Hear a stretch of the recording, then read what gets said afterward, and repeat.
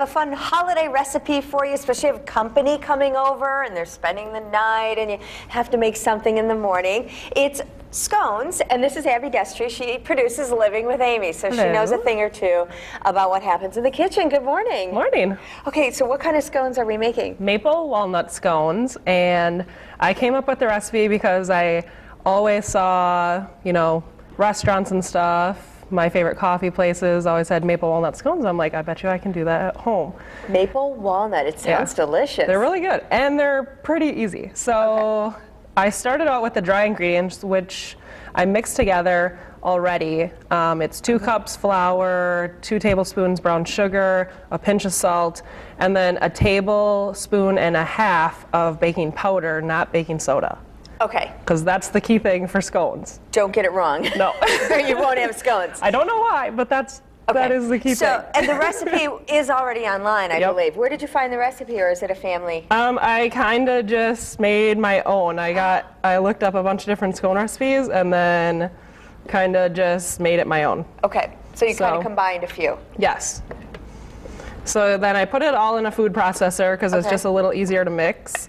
If you don't have one, can you just mix it off without it? Okay. If you don't have one, you can use like a pastry blend, one of those pastry cutters. Okay, sure. But another key thing is use cold butter. So we use a stick of cold butter, which I have in the fridge. It's a working kitchen. Yeah. And then, so we just add this. And this is what makes it kind of easier if you use a food processor, because it's the cold butter. Yeah. All right. Good to know. So if you use a pastry blender, it'll just take a little longer. Okay. So we just do this, blend it up. And we're looking for like pea size, like until it's a little crumbly. Okay. Do you need that bowl back? Yes. Okay. So that looks pretty good. Okay. And Abby, on Living with Amy, she produces the cooking segments that are about 14 minutes long. We have less than a minute to go. Okay. So. Ours are 4 minutes, not 14. You put that in. Okay.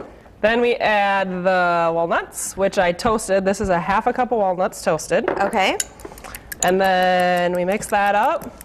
And then it's pretty easy. Just add 2 tablespoons of milk, a 1/3 cup of maple syrup, real maple syrup. Okay.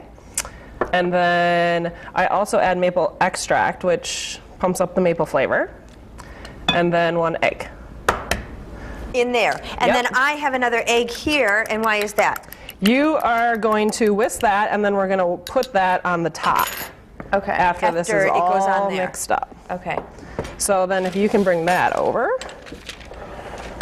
We're going to mix this up, and it's going to look a little dry.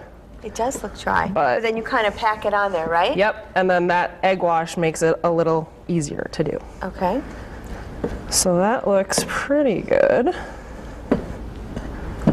And then we put it right here.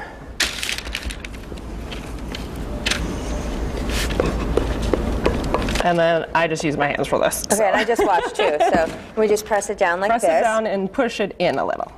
Okay. Yep, and then so... Make it into a circle? Little circle. Okay. And then about 2 inches thick. Brush it with the egg wash, and how long do you bake it? 14 to 18 minutes. Every oven's different, so kind of just depends. And then when it comes out, it looks like that. It looks so delicious. We'll dive in and check it out, and you can make the recipe at home. Go to fox11online.com, click on Good Day Wisconsin. Abby, thanks so much. Thanks. We'll be right back.